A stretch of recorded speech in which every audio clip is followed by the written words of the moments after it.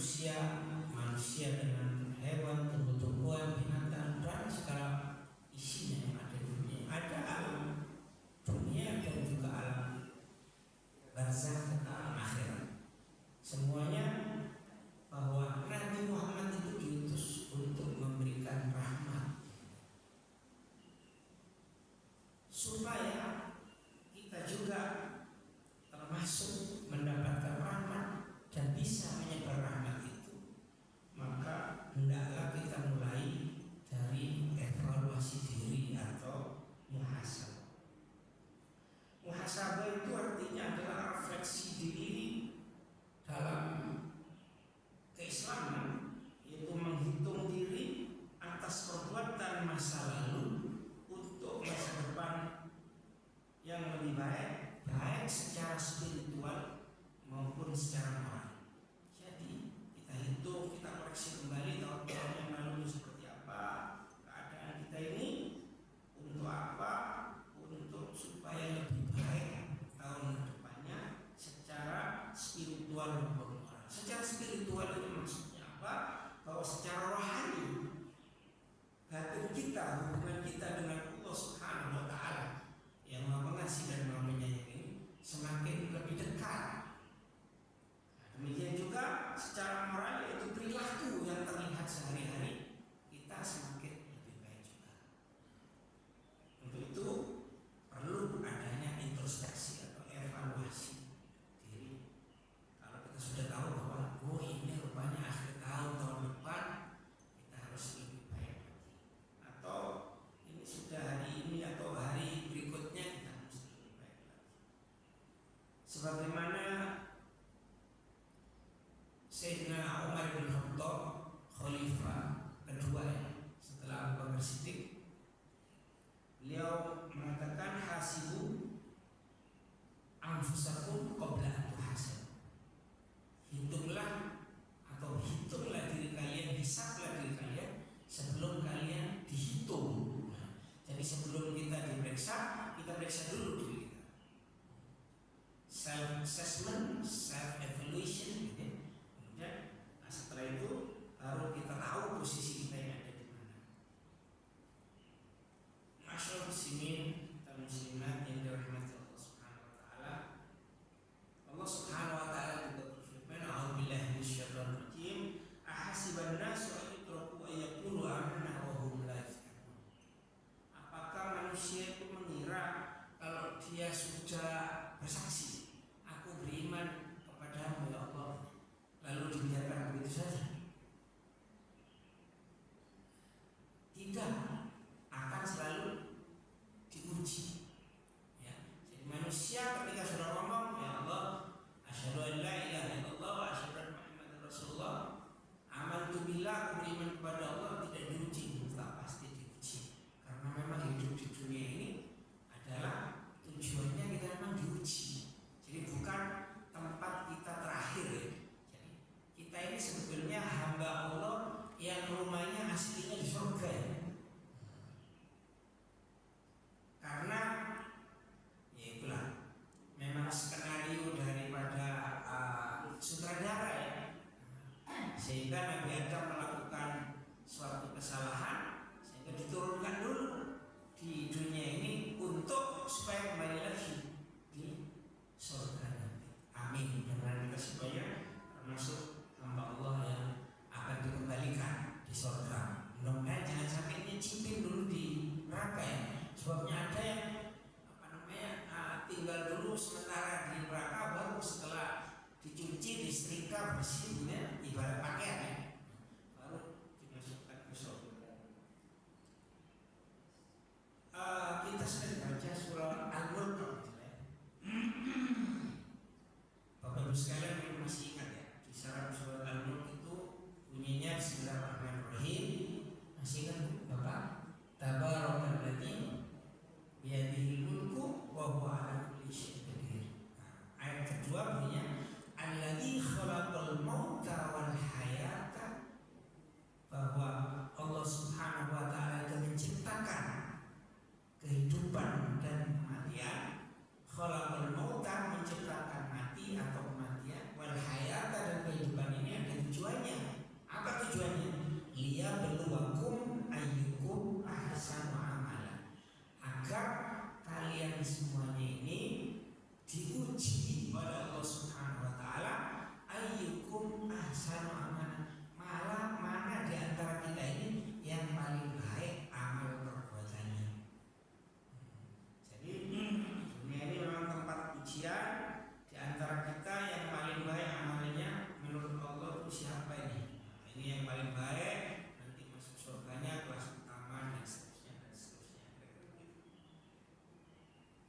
ujian yang lalu yang sudah kita lewati, maka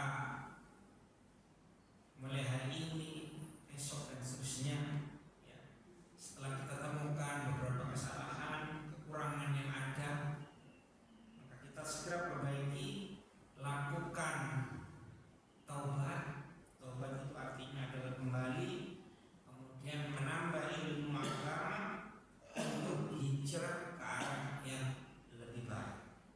Jadi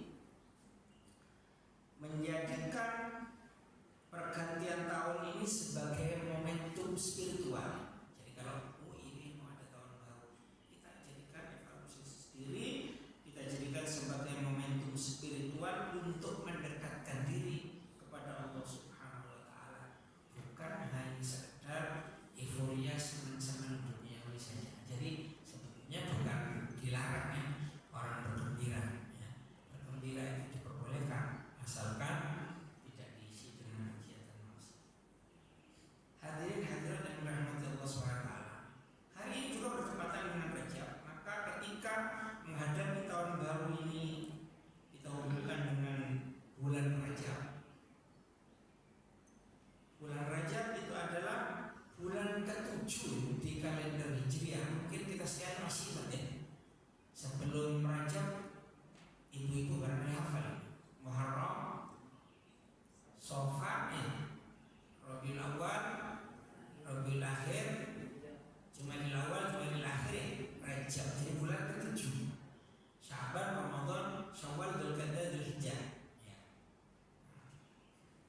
Bulan ke-7 di dalam kalender Hijriah, ini bulan ke-7 atau Rajab ini adalah salah satu ya dari 4 bulan yang disebut dengan bulan haram, bulan yang dimuliakan oleh Allah Subhanahu wa taala. Hal ini diperkuat di dalam surah Taubah ayat 36. Tadi sudah saya bacakan di dalam muqaddimah. A'udzubillahi minasyaitonir rajim. Inna iddatash syuhuri indallahi 12 syahran. Bahwa sesungguhnya jumlah bilangan bulan, inna iddatash syuhur indallahi, di sisi Allah itu ada 12. Inna asyara syahran fi kitabillah yawma khalaqas samawati wal ard, sebagaimana dalam ketetapan Allah pada saat menciptakan langit dan bumi. Minha arba'atun hurum, di dalam 12 bulan itu ada 4 bulan haram. Dari dinul qayyim, itulah ketetapan agama yang lurus. Islam ini agama yang lurus ya, ad-dinul qayyim. Fala tadlimu fihinna anfusakum, maka janganlah kalian mendolimi diri kalian. Di dalam ayat ini, surat At-Taubah ayat 36 ini ditunjukkan bahwa ada 4 bulan haram. Kemudian dijelaskan bahwa bulan haram itu terdiri dari Dzulqa'dah, Dzulhijjah, Muharram dan Rajab. Jadi 4 bulan ini di dalam Al-Quran dan di dalam hadis disebutkan sebagai bulan yang dimuliakan. Tentunya kemuliaannya khusus lagi yang nanti kita bicara tentang bulan Ramadan dan seterusnya. Ma'asyiral muslimin dan muslimat yang dirahmati Allah Subhanahu wa taala, kalau begitu di dalam bulan Rajab ini kenapa sih kok disebut dengan utama? Salah satunya disebutkan tadi bahwa bulan Rajab ini adalah Ashhurul Hurum, ya, bulan yang mulia. Nah, di sana dianjurkan, atau di bulan ini kita dianjurkan untuk memperbanyak ibadah dan menjauhi dosa. Disebutkan di situ, fala tadlimu fihinna anfusakum. Maka sesuai dengan ayat lain di dalam surah ayat Al-Imran ayat 10, Allah Subhanahu wa taala berfirman, kuntum khairu ummatin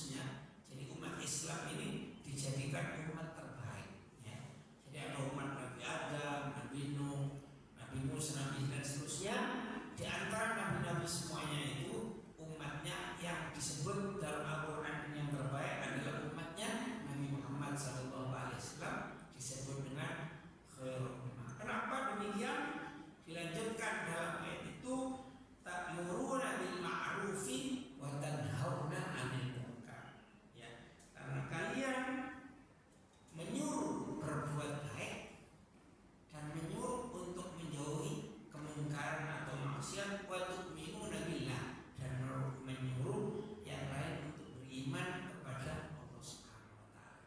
Jadi meskipun di dalam ayat ini Allah Subhanahu wa taala menyampaikan bahwa umatnya Nabi Muhammad ini disebut umat yang terbaik, khairul ummah, tapi syaratnya adalah 3. Yang pertama adalah mengajak kepada kebaikan. Jadi kalau kita berbuat baik jangan sendiri-sendiri. Karena kalau kita masuk ke surga sendiri sepi, nggak ada temannya, nggak enak. Kira-kira begitulah bahasanya.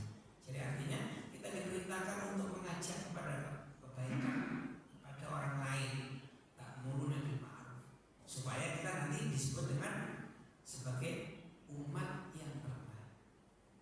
Kemudian tidak hanya sekedar mengajak kebaikan, tapi juga melarang untuk berbuat kejahatan. Dan yang ketiga, wa tu'minuna billah, beriman kepada Allah Subhanahu wa taala, yakin ya. Jadi kita mengajak berbuat baik, mengajak menjauhi kemaksiatan, itu semuanya dasarnya adalah karena iman kepada Allah Subhanahu wa taala, bukan karena takut sama nggak enak sama tetangganya atau nggak enak sama keluarganya. Wah, nggak enak kalau saya nggak kasih tahu, nggak enak. Semuanya kembali kepada dalam hati dunia. Makanya dalam mukadimah tadi saya sampaikan dan sering kita mendengarkan sebuah hadis, innamal a'malu binniyat. Oh, semua ya, amal perbuatan manusia itu tergantung pada niat. Faman kana hijratuhu ilallahi wa rasulih fa huwa hijratuhu ilallahi wa rasulih. Barang siapa yang hijrahnya perginya, ya, waktu itu turunnya hadis seperti itu ya, hijrah dari Makkah ke Madinah Rasul beserta sahabatnya. Kalau dia niatnya karena perintah Allah dan Rasul, maka dia akan dapatkan pahala. Tetapi kalau hijrahnya, perginya atau beramalnya disebabkan karena memikirkan yang lain, karena urusan dunia, maka dapatnya dunia itu saja. Dia tidak akan mendapatkan pahala dari Allah Subhanahu wa taala.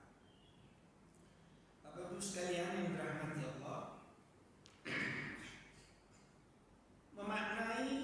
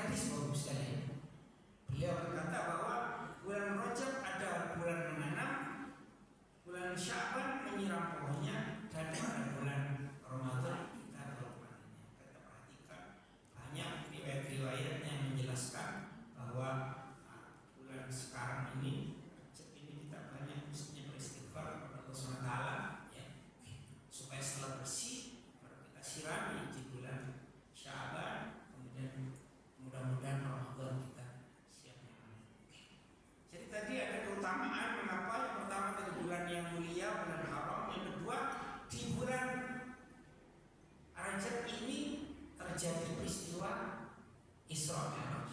Nanti 27 Rejab ya, Bapak sekalian, yaitu pada tahun ke-10 kenabian. Ya. Tahun 10 kenabian bahwa Rasulullah itu mendapatkan wahyu pada usia, masih ingat kita semuanya, usia 40 ya. Kemudian 10 tahun masa kenabian itu sekitar kalau tahun Masehi itu 620 Masehi, itu Rasul berat ya di dalam menyampaikan risalah Islam ini, berat sekali. Di Mekah itu sudah susah mengajak Islam. Kemudian yang membela Rasul itu meninggal ya, istrinya Bunda Khadijah itu meninggal pada tahun 10 kenabian, dan kemudian digantikan oleh Abu Thalib ya. Kemudian pamannya Abu Thalib yang menjaga juga meninggal dunia. Disebut tahun kesedihan Allah SWT menghibur Nabi itu, diisrakan dan dimi'rajkan sampai kepada Sidratul Muntaha. Bapak Ibu sekalian, ketika Rasul Sallallahu Alaihi Wasallam itu dan diisra dan mi'rajkan oleh Allah SWT, pada saat itulah wajibnya kita melaksanakan sholat 5 waktu. Nah, setelah itu saya urut sedikit ya. Kemudian turun ayat puasa. Jadi pertama perintah sholat, Rasulullah SAW sendiri menghadap ya pada Allah SWT langsung. Kemudian turun ayat puasa. Nanti bulan Ramadan itu 183 Al-Baqarah adalah tahun 2 Hijriah. Jadi 10 kenabian, Rasulullah umur 50, kemudian umur 53 karena 13 tahun ya beliau berada di Mekah, hijrah ke Madinah. Kemudian 2 tahun berikutnya baru datang perintah puasa. Saya akan terus saja bahwa keutamaannya itu adalah satu tadi, selain sebagai bulan haram, kemudian bulan di mana Rasul Sallallahu Alaihi Wasallam diisrakan dan dimi'rajkan oleh Allah SWT, ini terabadikan di dalam surah Al-Isra ayat 1. Bismillahirrahmanirrahim. Subhanalladzi asra bi'abdihi, Maha suci Allah yang telah memperjalankan hambanya di waktu malam lailan. Subhanalladzi asra bi'abdihi lailan minal masjidil harami ilal masjidil aqsa. Dari Masjidil Haram perjalanannya esoknya ke Masjidil Aqsa yang sekarang di Palestina. Mungkin dekat dengan Gaza. Ada yang pernah berangkat ke sana di Palestina. Di sana Rasul Shallallahu Alaihi Wasallam setelah berangkat dari Mekah menuju Baitul Maqdis, masjid sana, di dalam riwayat dipertemukan dengan para nabi. Kemudian beliau memimpin sholat. Setelah itu di Masjid Aqsa. Oleh karena itu Masjid Aqsa adalah termasuk masjid utama, Masjidil Haram, Masjid Nabawi dan Masjid Aqsa. Ketika kita beribadah di sana, sholat di sana, pahalanya berlipat ganda. Kalau tidak salah di Masjidil Haram itu 100.000 kali pahalanya dibandingkan dengan sholat di masjid yang lain. Kemudian di Masjid Nabawi 10.000, kemudian di Masjid Aqsa 1.000, kira-kira begitu, berlipat-lipat begitu pahalanya. Di tempat yang diistimewakan oleh Allah Subhanahu wa taala. Kemudian ayat tersebut berlanjut, Subhanalladzi asra bi 'abdihi lailan minal masjidil haram ilal masjidil aqsa alladzi barakna haulahu, ya, yang telah kami berikan keberkahan di sekitarnya. Jadi di sekitar Masjidil Aqsa, perjalanan Rasul dari Mekah ke Palestina itu semuanya diliputi dengan keberkahan Allah Subhanahu wa taala. Linuriyahu min ayatina, agar kami perlihatkan ya kepadanya kekuasaan Allah Subhanahu wa taala. Makanya kan ketika sesudah pulang Isra Mi'raj, Rasul itu ditanyakan oleh para sahabatnya tentang perjalanannya bagaimana. Orang tidak percaya dalam satu malam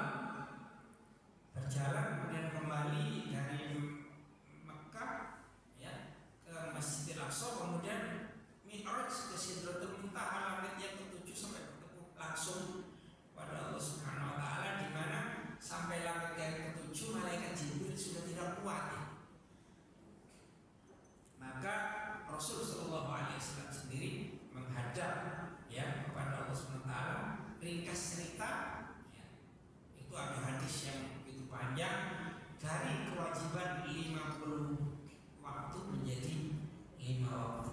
Karena sekali lagi keistimewaannya dari umatnya Rasulullah SAW. Rasulullah itu adalah nabi yang terakhir, kemudian penghulu para nabi, ya, imamnya para nabi, kemudian yang paling dicintai oleh Allah Subhanahu Wa Taala, sampai di dalam satu hadis qudsi. Ya, hadis qudsi ini hadis yang asalnya dari firman Allah tetapi tidak melalui malaikat Jibril. Laula ya Muhammad ma khalaqtul aflaq. Kalau bukan karena engkau wahai Muhammad, maka bumi dan segala macam alam yang aku ciptakan ini tidak akan aku ciptakan, hanya karena engkau. Saking cintanya Allah Subhanahu wa taala kepada Rasul sallallahu alaihi wasallam. Makanya termasuk umatnya kebagian umat yang paling mulia. Nanti umat-umat yang lain belum masuk surga nunggu dulu ya, yang buka pintunya Rasulullah SAW ya, baru umat yang lain mengikuti. Ma'asyiral muslimin dan muslimat yang dirahmati Allah Subhanahu wa taala. Pada bulan Rajab ini ada amalan-amalan yang utama yang oleh para ulama itu kita diajarkan.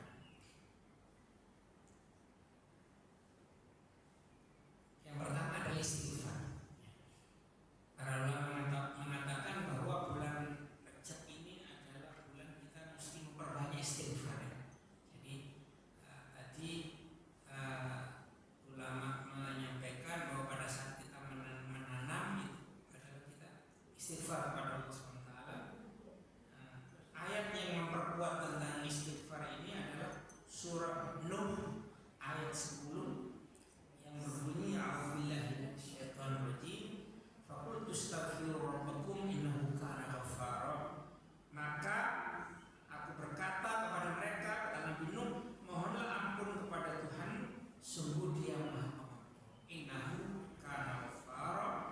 Dan di dalam surah An-Nisa ayat 110, wa may ya'mal su'an, barang siapa yang telah berbuat kejahatan, aw yadhlim nafsahu, dan mendolimi dirinya sendiri,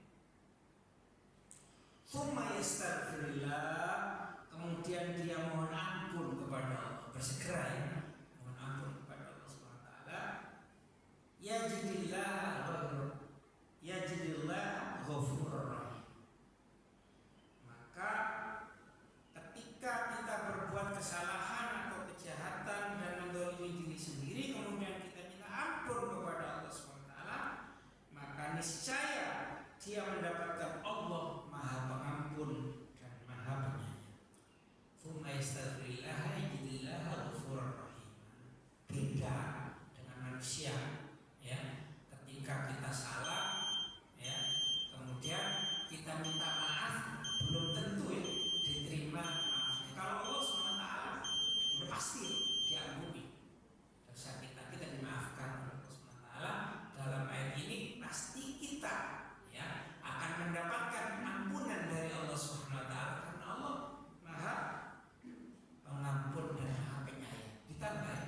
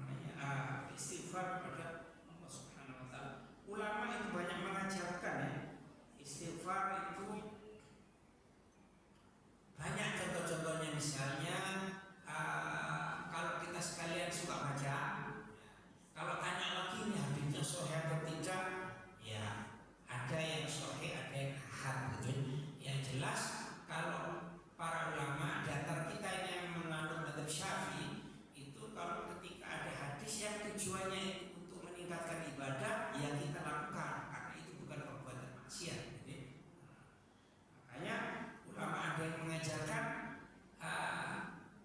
kalau kita bisa usahakan baca istighfar itu setiap bulan Rajab pagi dan sore, ya, itu Rabbighfirli warhamni wa tub alayya, itu 70 kali pagi hari dan 70 kali sore hari. Ada kekhususan oleh para ulama diajarkan seperti itu, ya. Ada doa khusus karena ini memang bulan-bulan khusus. Rabbighfirli warhamni wa tub alayya. Ya Allah, ampunilah saya, ampunilah, maafkan dosa-dosa saya ini. Warhamni, sayangilah saya. Wa tub alayya, ya Allah, saya bertobat kembali kepada Engkau, maka terima tobat saya. Ya, sudah minta ampun, minta dirahmati, minta supaya kembalinya diterima oleh Allah Subhanahu wa taala. Diperbanyak, Bapak sekalian, diajarkan oleh para ulama baca 70 kali habis sholat subuh. Malah dia mengajarkan habis sholat subuh itu kalau bisa jangan berubah kakinya, harus beliau bisa dibaca sebanyak 70 kali. Ba'dal asar ada yang menyampaikan ba'dal isya 70 kali. Kemudian ada istighfar, itu namanya sayyidul istighfar. Jadi penghulunya istighfar, ya. Allahumma anta rabbi la ilaha illa anta khalaqtani wa ana 'abduka wa ana 'ala ahdika wa wa'dika mastata'tu. A'udzu bika min syarri ma sana'tu. Abu'u laka bi ni'matika 'alayya wa abu'u bi dhanbi faghfir li fa innahu la yaghfiru dzunuba illa anta. Itu agak banyak sedikit, ya. Kalau yang sering baca wirdul latif, doa di subuh sesudah sholat subuh, ya, kita ada doa pagi dan doa petang, ini ada doa ini, itu namanya penghulunya doa terus gitu. Karena apa, Bapak sekalian, kalau kita ini sudah diampuni dosanya, ya, karena sering minta ampun terus kepada Allah dengan ikhlas, diterima, diampuni dosa kita, maka kita menjadi orang yang bersih dari dosa. Maka segala yang menjadikan hajat dan keinginan kita mudah dikabulkan Allah SWT, karena kita termasuk orang yang sudah dibersihkan dan kita dari dosa. Kemudian ada beberapa lagi, masih ada waktu, puasa sunnah Rajab. Sekali lagi, ya, ada yang bilang doa ada dalilnya, sekali lagi begitu, ya. Padahal puasa sunnah meskipun bukan bulan Rajab, ya, juga ada puasa Senin Kemis, ya. Ada lagi puasa Ayyamul Bid, ya, 13, 14, 15 setiap bulan. Kemudian ada puasa lagi yang setiap hari puasa, besoknya tidak puasa. Masih ingat bisa? Puasa Daud, sehari puasa, sehari tidak. Nah, Rajab ini karena bulannya adalah bulan mulia, maka dianjurkan kita puasa. Boleh diniatkan puasa, misalnya, ya, kita punya utang puasa Ramadan, ya, kita niatnya ulama Syafi'i, mazhab Syafi'i ini memperbolehkan, ya. Niat saya puasa mengkodok bulan Ramadan sekaligus puasa Senin, misalnya begitu, pas hari Senin, ya. Kalau hari Kamis sekaligus puasa Senin, kita mendapatkan, kata ulama Syafi'i, kita mendapatkan dua pahala puasa, ya, mengkodok Ramadan dan mendapat pahalanya puasa sunnah hari Senin. Nah, kalau bulan Kamis dapat puasa sunnahnya Kamis. Kalau kebetulan hari biasa saja dapat sunnahnya di bulan Rajab. Ulama sebagian memakruhkan kalau puasa sebulan penuh, ya. Makruh, ya, bukan haram itu. Jadi Bapak sekalian, bahwa kita ini belajar syariat, hukum-hukum itu adalah melalui ulama, ya. Tidak bisa kita baca sendiri, belajar sendiri. Kalau baca sendiri, belajar sendiri, insya Allah terjemahannya saja ya. Untuk sholat barangkali apalagi yang belum bisa bahasa Arab. Nah, setelah ubanan baru ketemu ya. Dari lengkapnya sholat itu seperti apa, mulai dari wudhu dulu ya, sampai kemudian setelah selesai wudhu yang sempurna seperti apa kan harus didahului dengan wudhu ya. Kalau kita sholat tidak wudhu tidak sah, karena syaratnya sholat salah satunya adalah. Jadi karena bulan Rajab ini bulan yang mulia, maka yang ditunjukkan oleh Rasulullah SAW apa-apa yang mulia itu di situ punya keistimewaan. Ya.